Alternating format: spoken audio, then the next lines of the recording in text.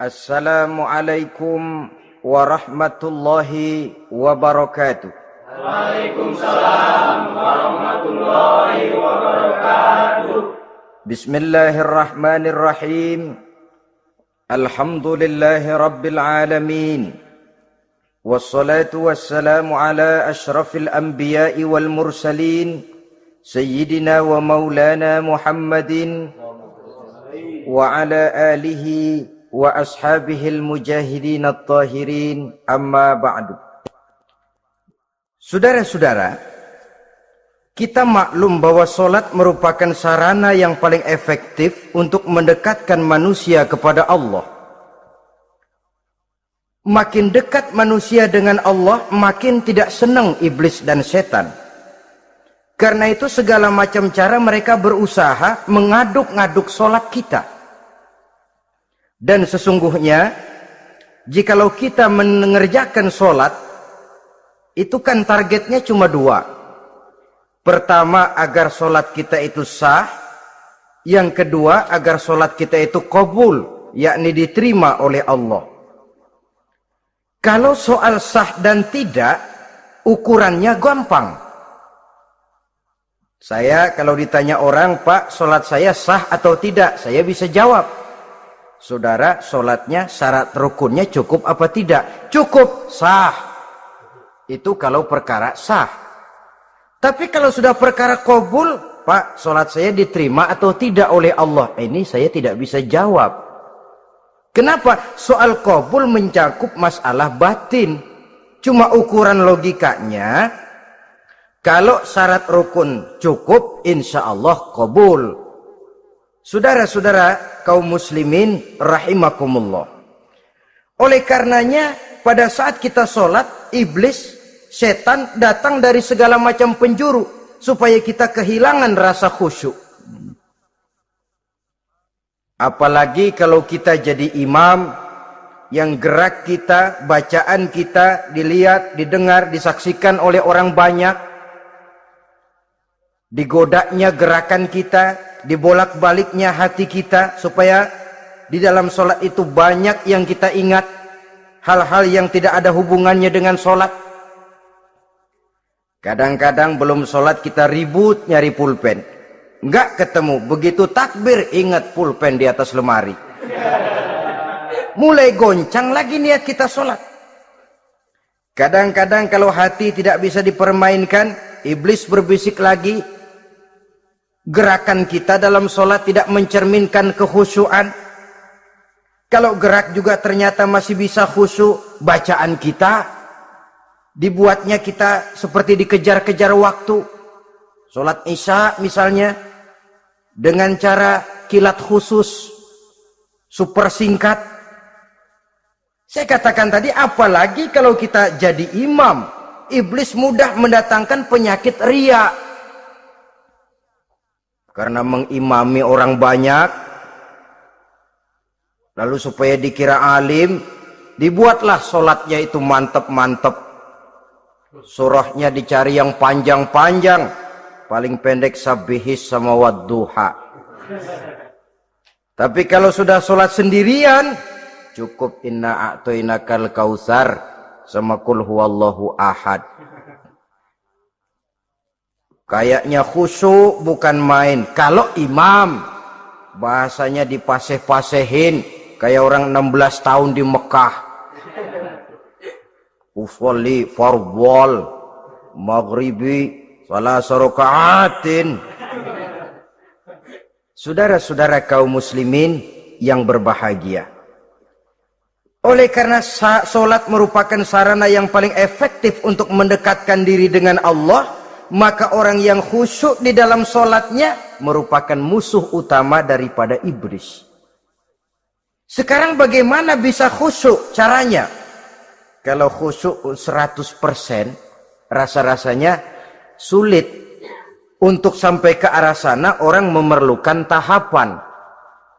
Kepada Imam Ali karramallahu wajhah, baginda Nabi pernah memberikan satu tes. Ali, saya ya Rasul, kalau kau bisa sholat 2 rakaat saja dengan khusyuk, aku kasih hadiah sorban. Baik ya Rasul. Sembahyang Imam Ali. 2 rakaat. Selesai sholat, assalamualaikum, wassalamualaikum. Rasul bertanya, yang mana sorbannya li? Tanpa nengok, Imam Ali menjawab, yang hijau ya Rasul. Setelah menjawab yang hijau, Rasul berkata, kamu tidak khusyuk li. Kenapa? Soalnya tadi waktu sembahyang mikirin, nanti kalau ditawarin sorban pilih yang hijau aja ah. Sehingga begitu ditanya, refleks menjawab, yang mana li? Yang hijau saja ya Rasul. Oleh karena itu, menurut Al-Imam Nawawi, pada tingkatan yang paling sederhana, sudah sampai ke tingkat khusyuk, asal pada waktu takbiratul ihram ingat kepada Allah. Tapi jangan lupa, itu tangga pertama. Jangan ada fatwa begini lalu aman. Yang penting kan takbirnya ingat Tuhan, belasononya mau kemana kek. Bukan itu. Itu pada tingkatan pertama, sudah sah dipandang khusyuk. Solatnya orang awam, asal pada waktu takbiratul ihram dia ingat kepada Allah. Tetapi harus terus berusaha agar sepanjang solat dia ingat kepada Allah.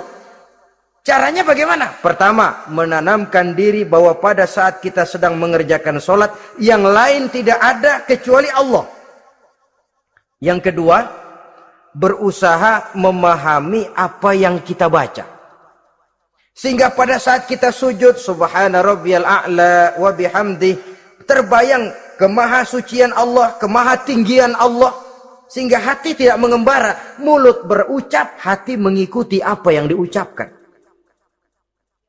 Yang kadang-kadang membuat hati kita jalan-jalan, badan di masjid, badan takbir, badan ruku, tapi hati di pasar, hati di kantor, hati di pabrik. Karena yang kita ucapkan tidak berakar di hati. Yang kita baca kita nggak tahu artinya, sangat boleh jadi hati lalu mengembara kemana-mana. Jadi untuk menopang kekhusyuan ini, cara yang paling efektif, pertama, tidak ada yang lain pada waktu kita sholat kecuali Allah. Yang kedua, berusaha memahami apa yang kita baca. Dikala kita sujud dikala kita duduk di antara dua sujud, Rabbighfirli, ya Allah ampuni dosa saya, warhamni, kasihani saya, dan selanjutnya. Mulut membaca, hati mengikuti. Dengan mengikuti, hati tidak terlalu mengembara, ada tempat dia kembali. Saudara-saudara kaum muslimin rahimakumullah. Itu yang kelima. Yang keenam, yang menjadi musuh iblis, mukminun nasih. Orang mukmin yang suka memberikan nasihat. Orang mukmin yang suka memberikan petunjuk.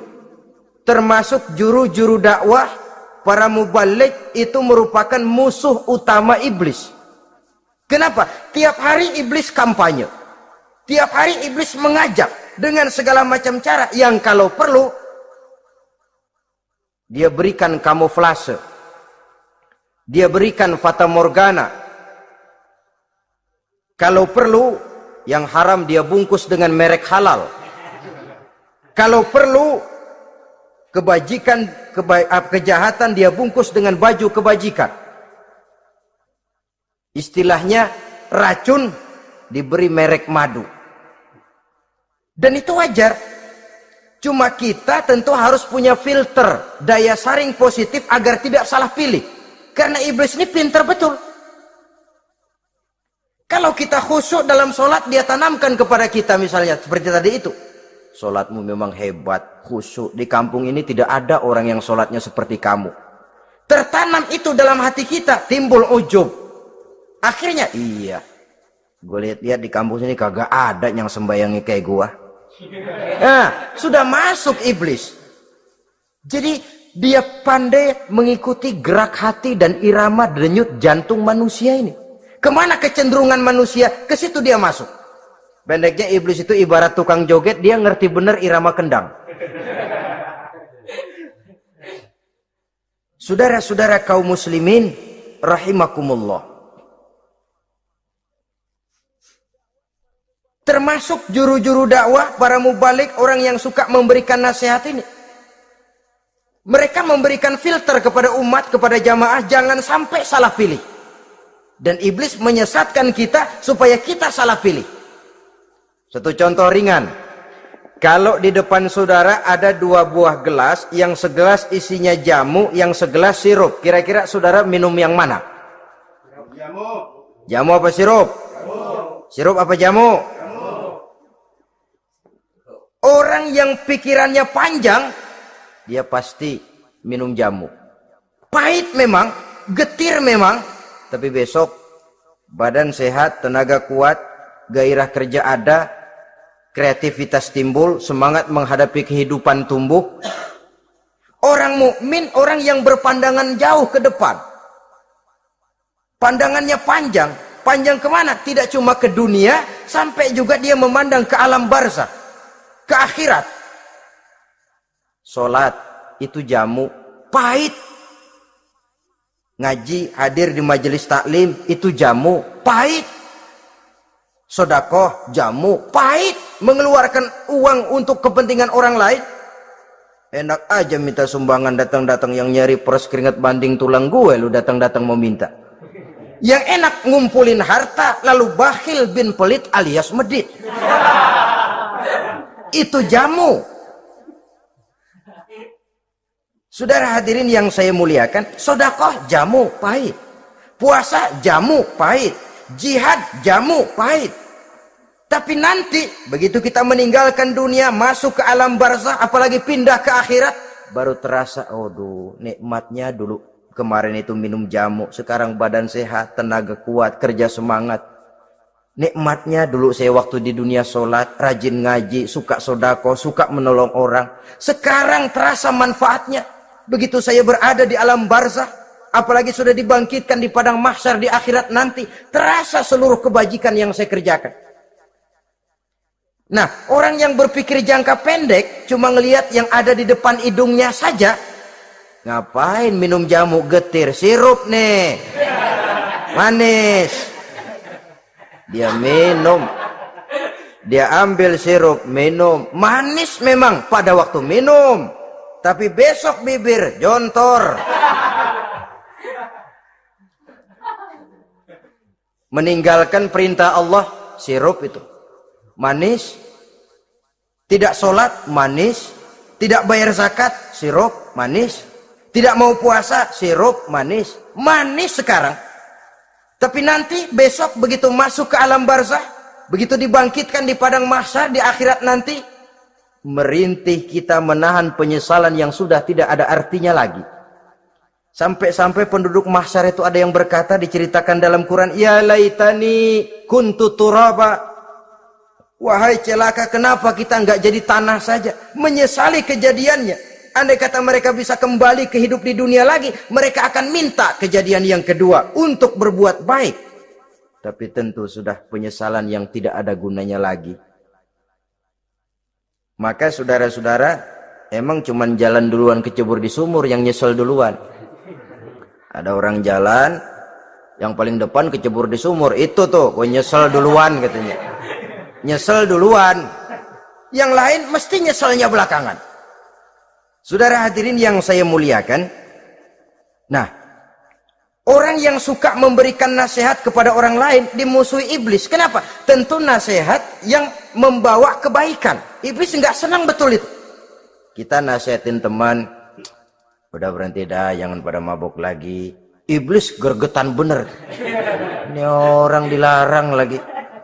Kita nasihati teman, udah jangan masang-masang lagi dah, nggak bakalan kena, dikebohongin. Nggak ada orang jadi kaya masang judi, bangkrut malah loh. Ini kan termasuk tipu daya iblis, judi dinamain sumbangan. Itu sama saja itu, madu, racun mereknya madu. Judi dinamain sumbangan. Kalau Kang Beca pada nyumbang. Kayak orang kaya lagunya.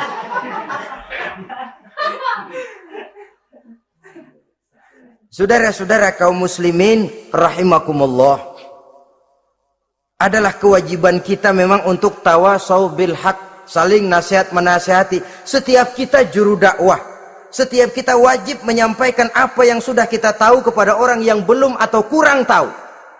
Saudara yang bisa bismillah wajib mendakwahkan bismillah itu kepada orang yang belum tahu bismillah. Saudara bisa Fatihah harus menyampaikan itu kepada orang yang belum bisa Fatihah. persetan dengan orang lain. Apalagi yang cuma kerjanya ngeritik saja, lu baru bisa Fatihah doang udah ngajar. Biar aja yang diajarin gak bisa Fatihah kok. Apa masalahnya pemerataan di bidang keilmuan? Sebab memang biasa penonton itu selalu lebih pandai menilai, kayaknya lebih pintar dari yang main. Sama saja orang nonton bola ngomel melulu, padahal dia sendiri belum tentu bisa main. Dengerin orang pidato pun begitu, monten bisa. Wah, kalau dia yang pidato 1 jam kayak semenit. Tapi kalau si Ano tuh kita udah pegel belum juga mau berhenti. Monten bisa, coba dia suruh pidato udah 1/4 jam masih ama ba'du. Apa mau dibilang ama ba'du?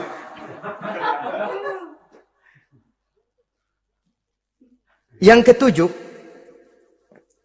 yang menjadi musuhnya iblis, taibun sabitun ala taubatihi, orang yang bertaubat dan tetap di atas taubatnya. Secara jujur, tidak ada manusia yang tidak punya salah. Dan orang yang baik memang bukan orang yang tidak punya salah. Karena tidak ada orang yang tidak punya salah. Orang yang baik adalah orang yang apabila melakukan kesalahan dia segera sadar, dijadikannya itu sebagai pelajaran untuk tidak diulanginya lagi pada masa yang akan datang. Biasanya kita menghakimi orang pintar, kita nggak merasa bahwa kita juga punya kesalahan. Kalau kita ngelihat maling ayam kita teriak, padahal kita nyolong kambing. Lebih besar dari si maling ayam, merasa diri lebih benar dari yang lain, padahal kita lebih kotor dan lebih jelek. Hilang sifat introspeksinya. Yang kita musuhi, yang kita caci maki, tahu-tahu kita sendiri yang melakukannya. Saudara-saudara kaum muslimin, orang yang bertaubat dan tetap dalam taubatnya stabil, itu musuh iblis. Apa ada orang yang taubatnya nggak tetap? Ada. Yang istilah kita taubat sambal namanya. Kalau dia makan sambal kepedesan, taubat makan sambal. Besok mau makan kagak ada sambal, ngomel. Mana sambal? Kemarin udah taubat, sekarang mana sambal? Ini taubat yang namanya taubat sambal. Istighfar, habis istighfar nyolong lagi, istighfar lagi, besok nyolong lagi, istighfar lagi. Itu taubat yang tidak tetap namanya. Allah Maha Pengasih dan Penyayang dengan segala kebesarannya. Ia akan memaafkan segala perbuatan yang bersifat salah dari hamba-hambanya. Cuma manusia kadang-kadang yang tidak mau memaafkan dirinya sendiri. Amat dungu manusia macam ini. Membiarkan dirinya hanyut berlarut dalam lembah dosa. Sementara dia diberikan umur, tidak digunakannya untuk bertaubat. Innallaha yaqbalu taubatal abdi ma lam yugharghir. Allah senantiasa akan menerima taubat seorang hamba sepanjang nafasnya belum sampai di tenggorokan. Kalau nafas sudah sampai di tenggorokan baru berniat taubat, kasib terlambat. Kayak Fir'aun. Fir'aun itu begitu ditenggelamkan di Lautan Merah, udah cengap-cengap mau mampus, baru ngomong dalam sekaratnya, amantu bi Rabbi Musa wa Harun. Kalau begini mah saya juga percaya sama Tuhannya Musa. Udah sekarat baru mau taubat, malaikat maut gemes banget dilelepin, mati.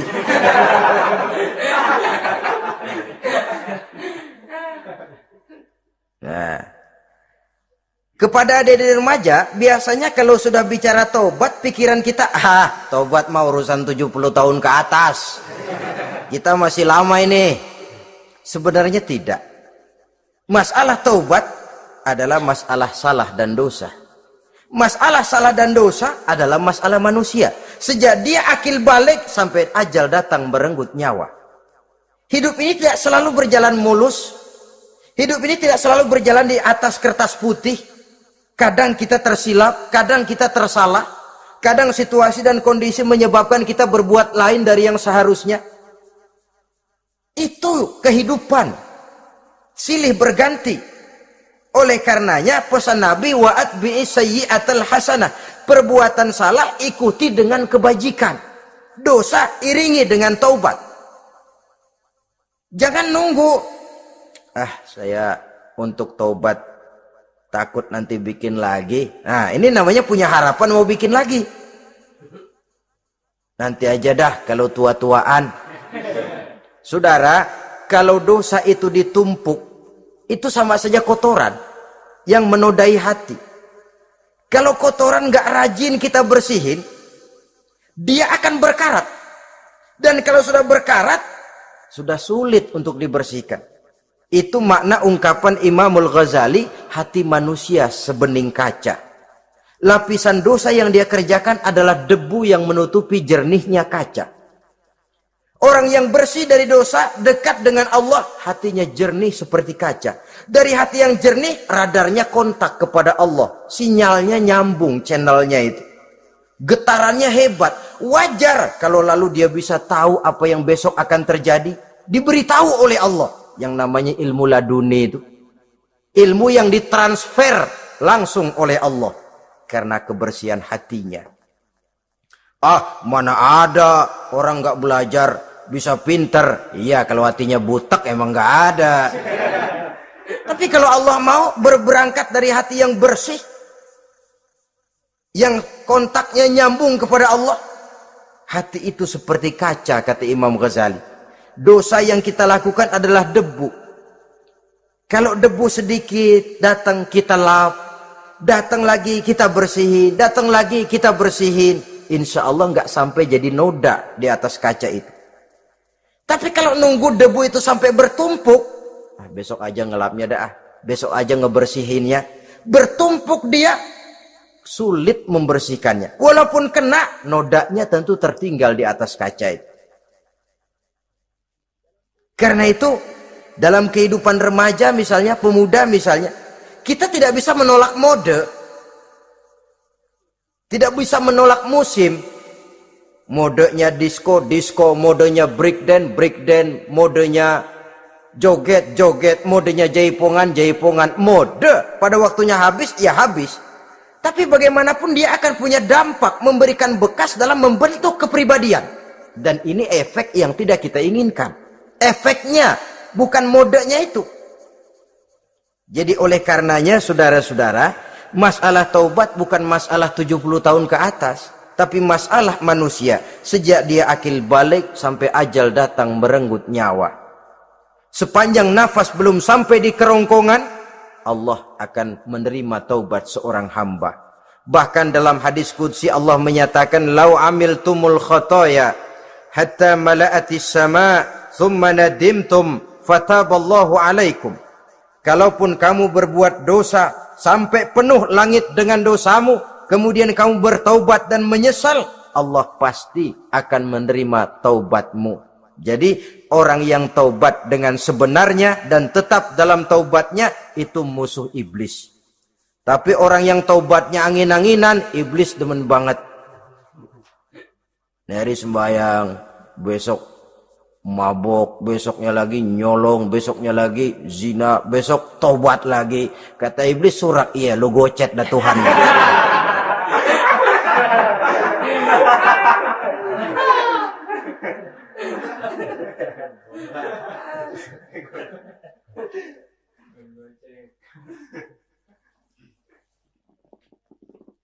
Selanjutnya, yang ke-8, musuh iblis, musuh setan, mukminun yudawi mu'alat taharah. Orang mukmin yang membiasakan diri selalu dalam keadaan bersuci. Baik dari hadas kecil, lebih-lebih dari hadas besar. Wudu utamanya memang untuk sholat. Tapi membiasakan wudhu dalam kehidupan sangat baik sekali. Mau ke kantor, wudhu dulu. Mau ke pasar, wudhu dulu. Mau ngajar, wudhu dulu. Apa sebabnya? Karena dalam keadaan suci, orang ada sikap memelihara kesuciannya.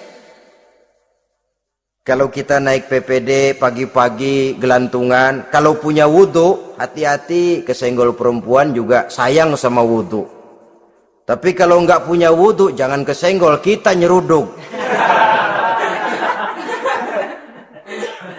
Ada semacam sikap apik di dalam kehidupan ini.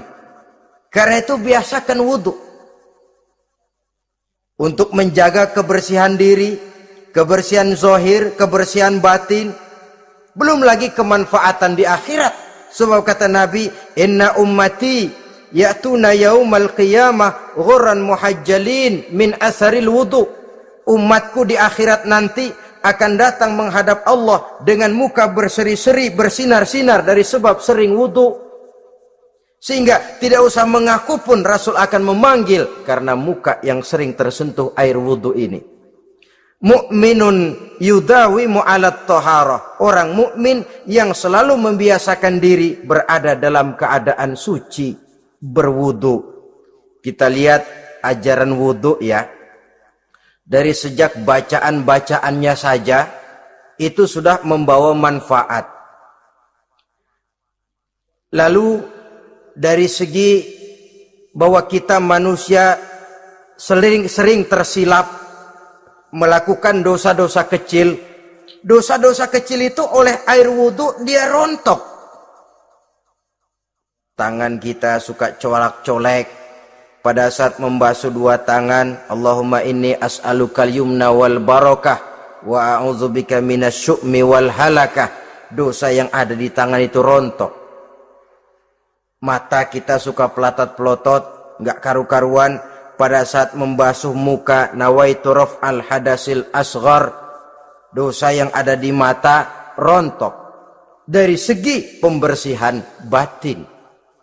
Belum lagi dari segi pembersihan zahir. Sehari semalam kalau 5 kali saja kita terkena air wudhu, itu sudah menjaga kesehatan dan kebersihan. Saudara-saudara kaum muslimin rahimakumullah.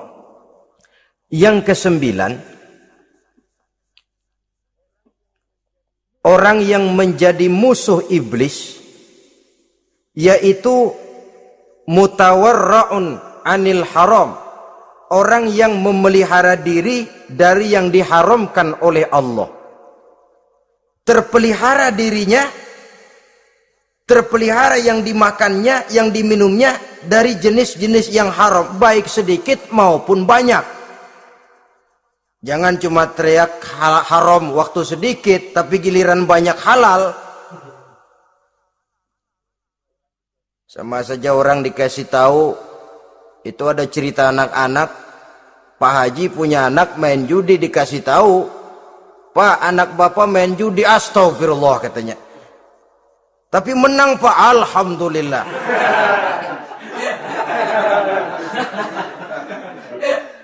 Ini kan sama saja, giliran sedikit dibilang haram karena dia nggak dapat jatah, begitu dapat banyak dan dia kecipratan jadi halal. Yang sedikit haram, banyaknya pun juga haram. Yang banyaknya haram, sedikitnya juga haram. Ada orang bilang minuman keras kalau nggak mabok kan nggak haram.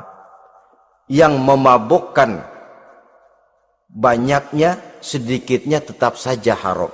Ma askaro kasiruhu faqaliluhu haramun. Apa yang banyak menyebabkan jadi mabuk, sedikitnya pun juga haram. Saudara-saudara kaum muslimin, yang ke-10 yang terakhir, musuh daripada iblis ialah mukminun rahimun, orang mukmin yang berhati pengasih. Orang mukmin yang suka menyambung silaturahmi. Orang mukmin yang tidak suka bertengkar. Orang mukmin yang tidak suka marah-marahan. Kalaupun terpaksa marah, tidak lebih daripada 3 hari. Jadi boleh saja marah kalau alasannya tepat, tapi nggak lebih dari 3 hari. Kalau perlu bikin perjanjian, kita marah ya 3 hari. Itu limit. Tidak halal kata Nabi bagi seorang muslim menjauhi saudaranya lebih dari 3 hari. Tidak halal itu artinya haram. Kita ini kadang-kadang kalau sudah marahan sama tetangga kah, sama teman kah, kadang-kadang suka berlaku perpanjangan waktu. Tidak cukup perpanjangan waktu, ditambah lagi perpanjangan generasi. Enggak cukup kita yang marah, orang lain kita sundut-sundut supaya ngikut marah lagi. Marah pakai ngundang. Kayak mafia lagunya, udah dia marah, orang lain lagi disuruh marah. Saudara hadirin yang saya muliakan, mukmin yang punya sifat belas kasih, berhati jernih, itu musuh utama dari iblis. Tapi mukmin yang suka marah-marahan, tukang hasut dan tukang bakar, itu teman-teman iblis. Oleh karena itu, mudah-mudahan kita semua menjadi musuh iblis. Dan jangan menjadi musuh iblis. Jangan menjadi teman iblis. Sebab iblis sudah kadang memproklamirkan permusuhan. Sekali dia musuh kita, selamanya dia akan tetap menjadi musuh kita. Berusahalah untuk menjadi musuh iblis dan jangan sekali-kali toleransi. Jangan berusaha menjadi teman iblis. Inilah yang kita bicarakan pada pertemuan ini. Mudah-mudahan ada manfaatnya. Terima kasih atas segala perhatian. Mohon maaf atas segala kekurangan. Wassalamualaikum warahmatullahi wabarakatuh. Waalaikumsalam warahmatullahi wabarakatuh.